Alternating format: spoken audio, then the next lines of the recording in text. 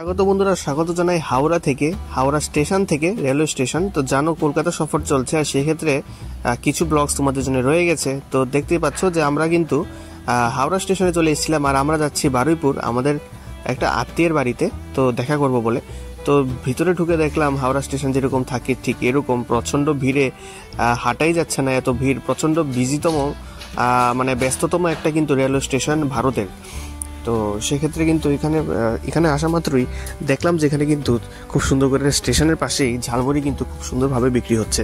তো ভাবলাম এখানে ঝালমুড়িটাকে একটু টেস্ট করা যাক সবাইকে নিয়ে, তারপর একটু চটপট করে ঝালমুড়ি নিয়ে নিলাম। আর এত কিছু দিয়েছে, টেস্ট সত্যি খুব দারুণই হয়েছে।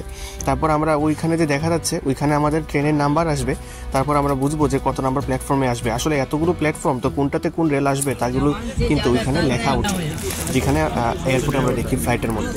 দেখতে পাচ্ছ আমি রেলে উঠে গেছি, এত ভিড়, লোকাল ট্রেন কলকাতার, বুঝতেই পারছো দেখে যে কতটুকু ভিড়, মানে শ্বাস নেওয়ার জায়গা নেই। তো সেক্ষেত্রে আমরা কিন্তু সন্ধ্যায় বেরিয়ে গিয়েছি যাতে আমরা সঠিক সময়ে পৌঁছতে পারি। তো ফাইনালি আমরা কিন্তু প্রায় 1 ঘন্টার মতন যাত্রা করার পর আমরা কিন্তু বারুইপুর স্টেশনে পৌঁছে গেলাম। এবং দেখতে পাচ্ছ এটা হলো বারুইপুর স্টেশন। এখান থেকে সোজা কিন্তু আমাদের জন্য ওয়েট করছিল আমাদের এক দাদা, যে তারপর আমরা ভাবলাম ওদের বাড়িতে যাব, কিছু তো মিষ্টিমুখ করার অবশ্যই দরকার। তো তাই আমরা মিষ্টি কেনার জন্য চলে গেলাম পাশেরই একটি মিষ্টির দোকানে। দেখতে পাচ্ছ এখানে কত রকমারি মিষ্টি, এগুলো কিন্তু আগরতলাতে সহজেই পাওয়া যায় না। তো সারা রাত একটু ভালো সময় অতিক্রম করার পর আমরা কিন্তু সকাল সকাল ভোরেই বেরিয়ে গেলাম। আর দেখতে পাচ্ছ প্রচণ্ড কুয়াশা ছিল, কারণ আমরা জানুয়ারি মাসে ছিলাম ওই সময়টায়। তো এত ঘন কুয়াশা ছিল, এই কুয়াশার মধ্যেই কিন্তু আমরা সকাল সকাল বেরিয়ে গেলাম আবার হাওড়া ফেরার জন্য। এবং আমরা কিন্তু আমাদের গন্তব্যের উদ্দেশ্যে চলে যাব, যেখানে আমরা হোটেলে থাকছিলাম। তো সেখানে আমরা চলে যাব এবং ফাইনালি আমরা কিন্তু শিয়ালদা রেল স্টেশন। তো শিয়ালদার পাশে কিন্তু তোমরা জানো যে অনেক কিছু ঘোরার জায়গা রয়েছে। তো আমরা ভাবলাম চলো সেখানে আমরা আলিপুর জুয়ে চলে যাই, কিন্তু আসলে যা ভিড় দেখছি মনে হয় না আমরা মানে আলিপুর জুয়ের উদ্দেশ্যে দেখতে পারবো। তো ফাইনালি আধা ঘন্টা জ্যামে আটকে থাকার পর আমরা আলিপুর জুয়ের সামনে এসে পৌঁছলাম। এসে দেখি এখানে না হলো 10,000 মানুষ ওয়েট করছে। দিনটা ছিল রবিবার, তাই এত মানুষের ভিড় ছিল। আমরা এক্সপেক্ট করেছি ভিড় হবে, কিন্তু এত ভিড় হবে জানিনি।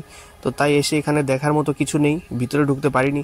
তো ভাবলাম কি করি, এখান থেকে সোজা অন্য কোথাও যাওয়া যায় কিনা আমরা প্ল্যান করছিলাম। তো ফাইনালি কিন্তু আমরা এসে পৌঁছে গেলাম নিউ মার্কেট, টুকটাক কিছু ঘোরার জন্য এবং কিছু যদি কেনার হয় তাহলে কেনার জন্য। তো ওই প্ল্যানটা হয়নি, আলিপুরের প্ল্যানটা হয়নি। তো ভাবলাম নিউ মার্কেট এরিয়াটাই সবটা, ধর্মতলা এরিয়াটা সবটা একটু ঘুরে নিই আমরা।